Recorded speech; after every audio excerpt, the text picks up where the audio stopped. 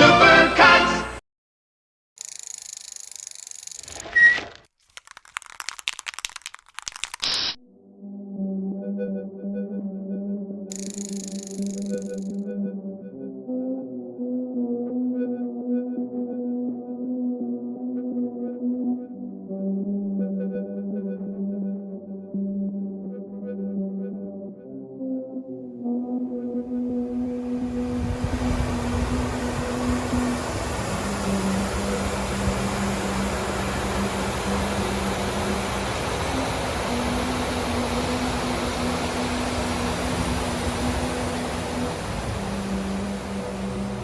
Today we're diving into one of the most controversial and lingering mysteries of the 21st century. The collapse of World Trade Center Building 7. The intelligence program known as Linger, and the ongoing debate over what we were told and what might still be missing from the official story of the September 11th, 2001. Then we went back there. Whoa!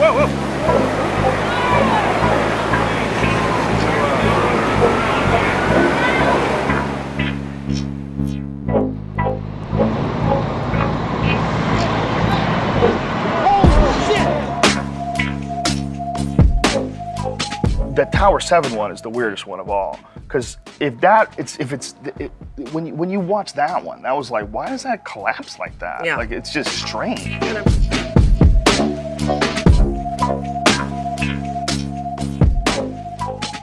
Now, before we begin, I want to be clear. This isn't about jumping to wild conclusions or embracing every conspiracy theory you find on the internet. This is about asking questions, looking at the facts, examining the official reports, and when necessary, calling out the things that don't add up. So let's get into it.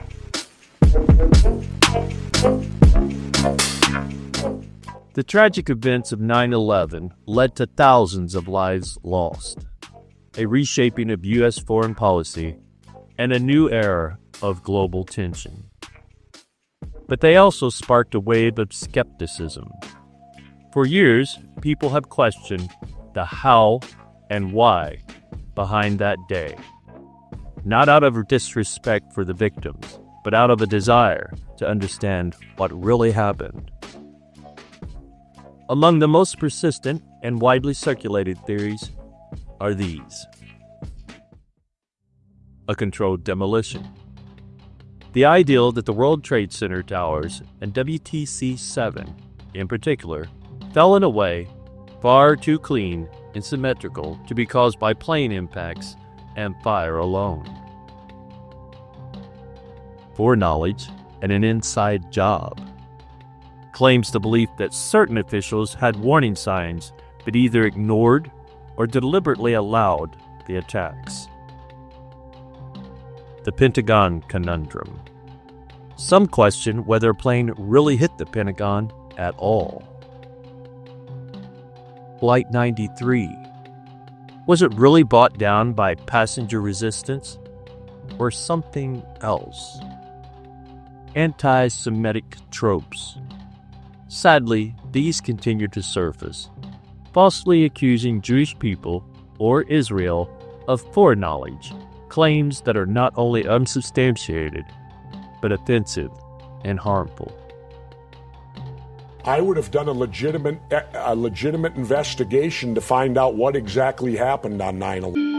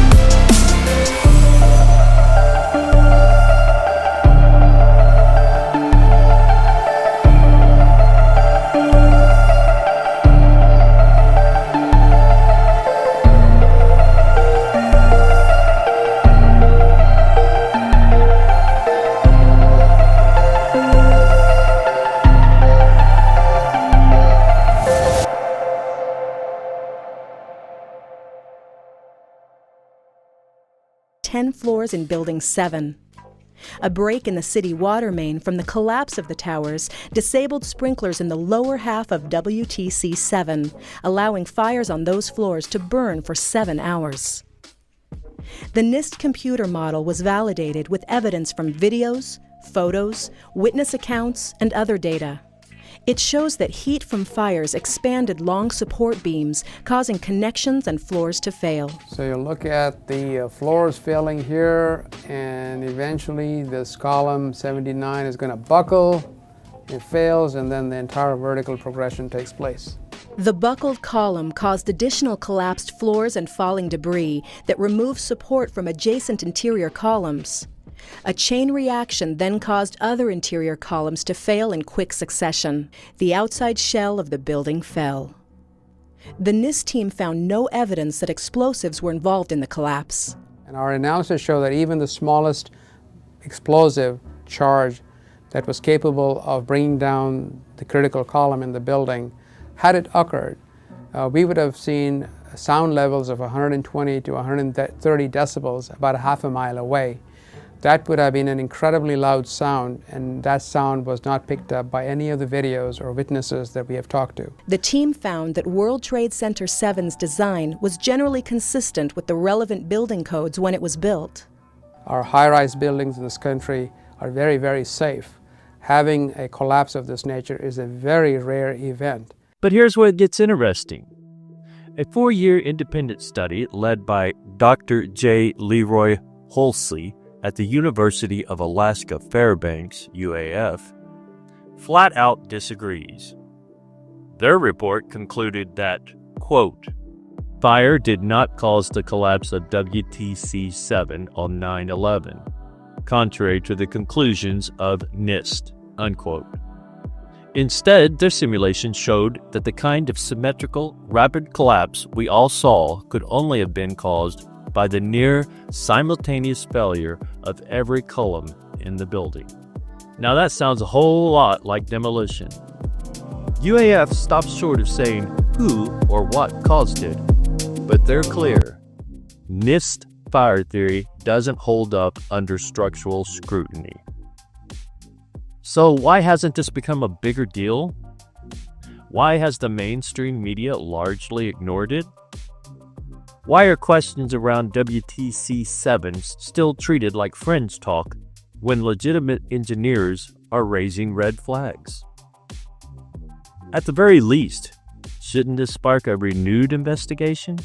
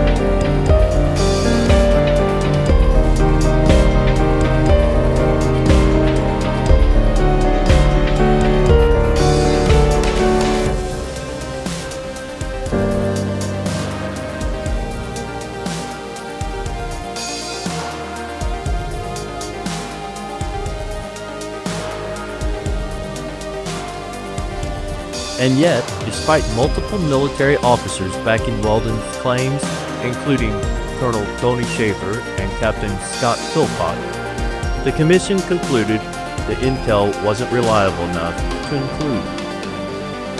We identified every cell of Al-Qaeda in the world the year before 9/11. We identified the New York cell a year before 9/11. We knew there was going to be a problem. The Able Danger team tried to go to the FBI and Justice Department 3 times. We have the names. All 3 times they were stopped. We have the names of the person in the FBI that was told to deny the meetings. They were not allowed to transfer the information. Even the families of 9/11 victims were outraged. Diane Horney, whose son Matthew died in the towers, asked the question so many others were thinking. If this wasn't important, what else did they miss? Senator Arlene Specter eventually held hearings and said what so many were already thinking. If Atta was identified before 9/11 and the info wasn't shared, that's not just a failure, that's a scandal.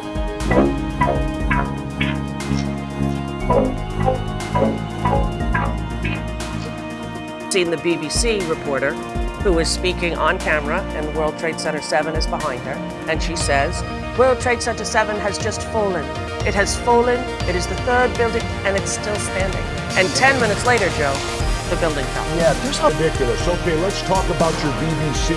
I have a tape of a BBC reporter broadcasting directly back to England, talking about a 3rd building has collapsed. World Trade Center Building 7 talks for 7 minutes.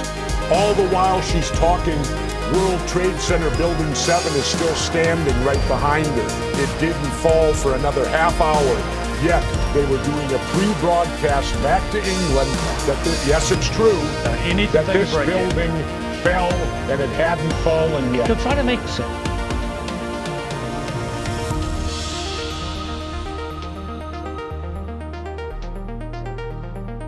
There's a link.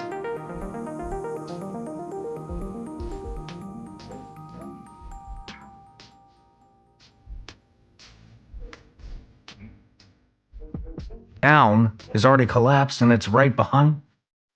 Now, more on the latest building collapse in New York. You might have heard a few moments ago, I was talking about the Salomon Brothers building collapsing.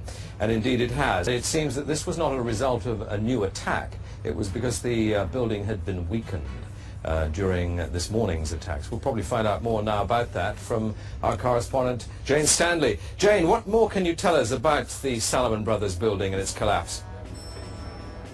Well, only really what you already know. Details are very, very sketchy. As you can see behind me, the Trade Center appears to be still burning. We see these huge clouds of smoke and ash, and we know that behind that there's an empty piece of what was a very familiar New York skyline, a symbol of the financial prosperity of this city, but completely disappeared now, and New York is still unable to take on board what has happened to them today. Presumably there were very few people in the Salomon building when it collapsed. I mean, there were, I suppose, fears of possible further collapses around the area. That's what you would hope, because they don't really know where to turn. That's the very sad thing. I think there's going to be a lot of very, very traumatized people that has hit them very, very hard. Jane, I think many of us, when we heard the news, perhaps on the radio earlier today, were completely flabbergasted by it and just couldn't comprehend it. I mean, it almost sounded too far-fetched. A lot of chaos that goes along with any catastrophic situation like that. I think a lot of people are scrambling and there's a lot of miscommunication, and I bet a lot of people were probably saying, if in fact it did collapse on its own, the firemen were aware, I bet a lot of people were saying, hey, this thing is gonna go, it's gonna fall into itself. I don't know if that's possible. See, again, I'm not an architect, but maybe it's just such a crappy design that when it catches on fire, it just collapses like that. But fire has never turned concrete into rubble in the history of the world, right? It does seem ridiculous, Yeah. but I'm not smart enough to, I mean, I don't, you know what I mean? Yeah. I'd be completely stepping out of school if I was arguing that it's impossible for a building to do that. After looking at all this, from WTC 7's unexplained fall to the ignored warnings from Able Danger, it's easy to feel overwhelmed or frustrated. or both. But maybe the most important takeaway is this. Truth doesn't always arrive on time.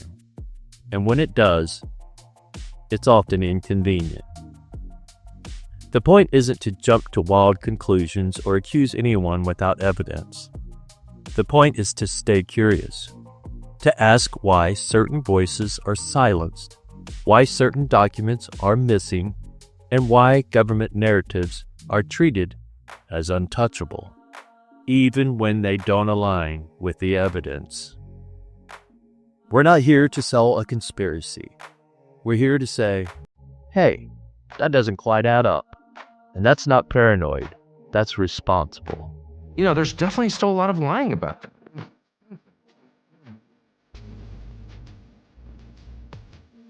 Right?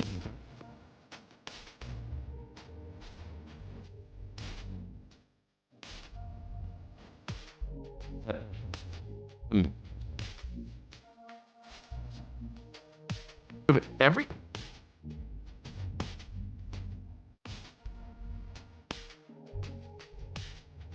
fitness effective.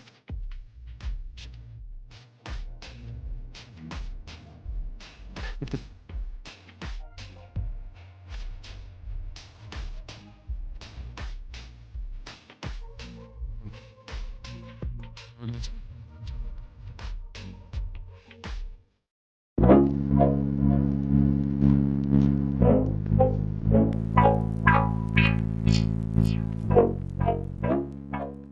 Now, before we close out, let's take a moment to zoom out with a little wisdom from Scripture. There's a verse in Isaiah 8 and 12 that feels oddly relevant here. Do not call conspiracy everything this people calls a conspiracy. Do not fear what they fear, and do not dread it. It's a powerful reminder not to get swept away by every theory or headline, not to let fear rule our minds, but also not to blindly trust what everyone else is saying either. What Isaiah is really saying is this: don't be afraid and don't be gullible.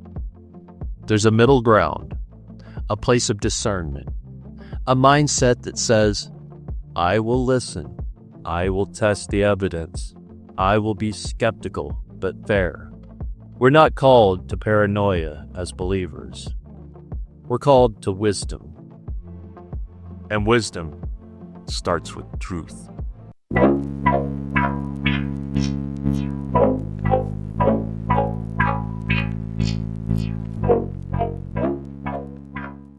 So what really happened on 9/11?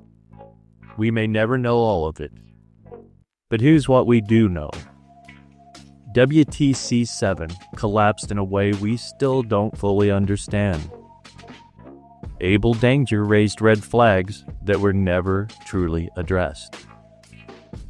And the families of the victims, whom asked some of the most important questions, deserve better than incomplete answers. And the idea of it, they all uniformly gave out at the same time, and that makes me feel comfortable. It's just crazy building just fell. Right. I know it was definitely damaged, for sure. It was definitely on fire. But that's all it takes? No. All it takes is a little hole and some fire, and this thing can just fall into itself like that?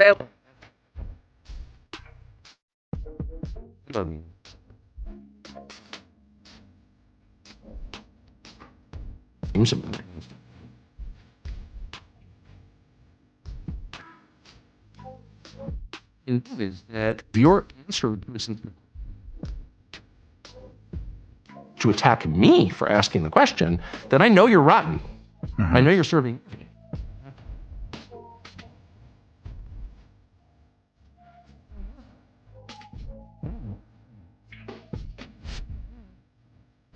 Therefore, I have an inalienable.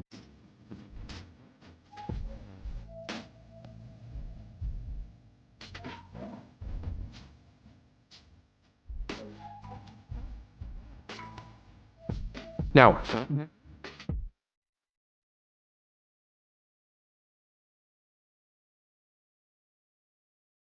Truth matters. Not because it's convenient.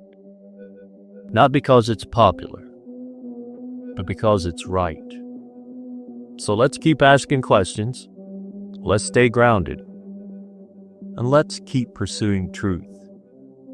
Even when it's complicated. And let's do it without fear. Because fear has never been our guide. But truth? That's a path worth riding. Or walking. Thanks for listening. Stay curious, stay bold, and above all, stay honest and in the truth. Until next time, shalom, shalom.